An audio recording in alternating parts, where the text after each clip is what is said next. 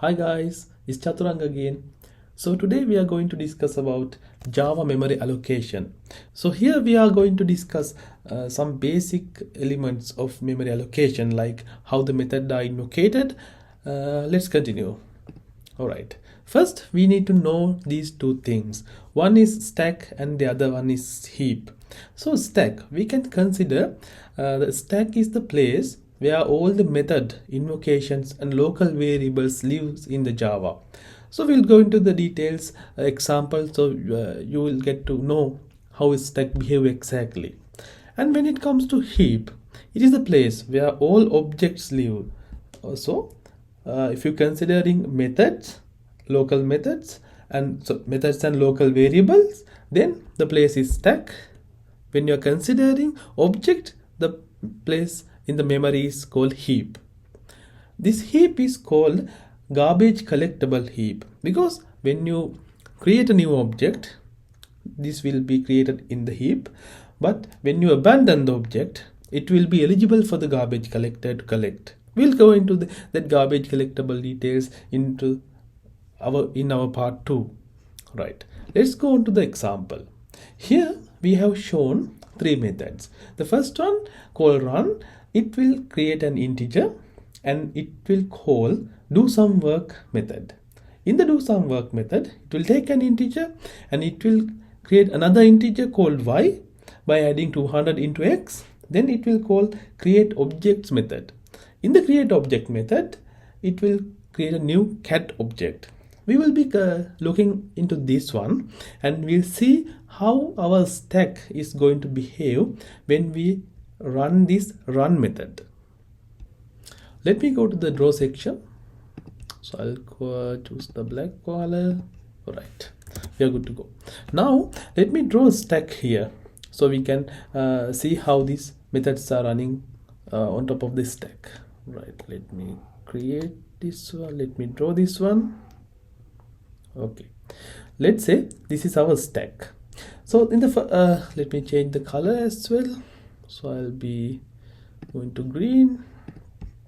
All right, when this run method is called, it will be added into the so when the run method is called, it will be added into the stack. Let me draw it here in the top of the stack. This is the run method.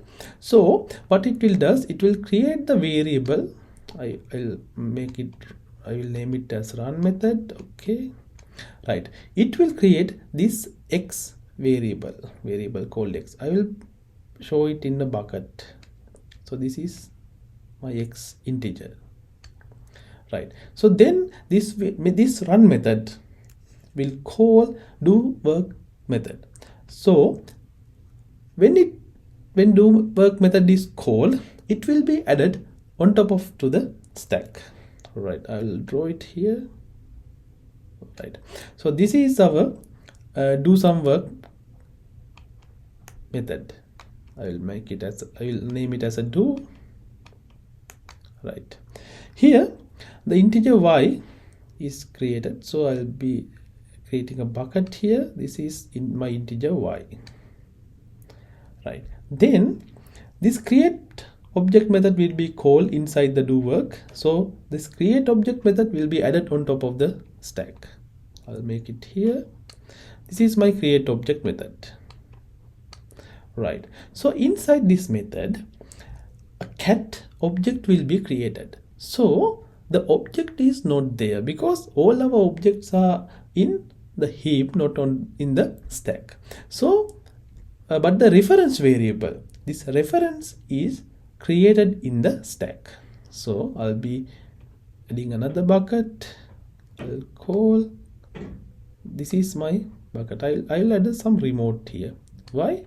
This is, let's say, consider this is my remote control. Why? There is no real object here. This is only a reference. This will be a reference to the heap. So let's say this is heap. All right, so this will be referring an object inside the heap. This object will be cat. This is the cat object. All right, So once this method is called, now it is not going to call any other method. So this will be, let me change my color. Okay, I'll make it red. So once this method is called, it will not call into any other method. So this method will be pop out from the stack. So this will be removed from the stack. One thing, this part is called a stack frame, that I forgot to mention. So this part is called a stack frame. This part is again called a stack frame. So this part again called a stack frame. Now when this stack frame is pop out from the stack, then it will come to this stack frame. So this stack frame also will be removed from the stack, because once the create object is the execution of the create object is completed, there is no any other method to be executed, or there is no any other code to be executed. So this stack frame also will be popped out from the stack. Meanwhile, likewise, it will go to the run stack frame. So here, after do some work, there is no other code, so the run stack frame will also be popped out. Alright, so let me go to the next slide. Here we will be discussing more about this cat object. Let me redraw the create objects stack frame here, right? Alright, so it will be creating a cat object. So this is the remote control or reference variable for the cat object. I can say it's a remote control. Why? It is referring to the cat object. So let's consider this is my heap.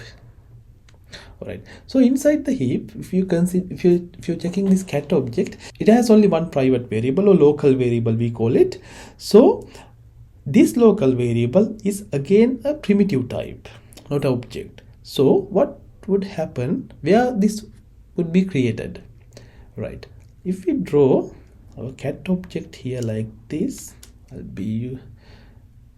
so inside that cat object, I mean right now we are inside the heap. This is my heap, right? So inside the heap we have the cat object. This is the cat object, right? Inside the cat object, this primitive variable is created. So we have a bucket here, it's called weight.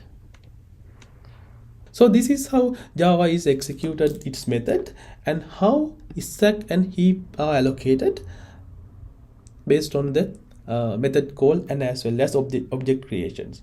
In our next tutorial, we are going to see how exactly this heap is going to behave, how the memory is allocated, and how the garbage collection happened there. That's all for today, guys. So see you in the next tutorial. Have a good day.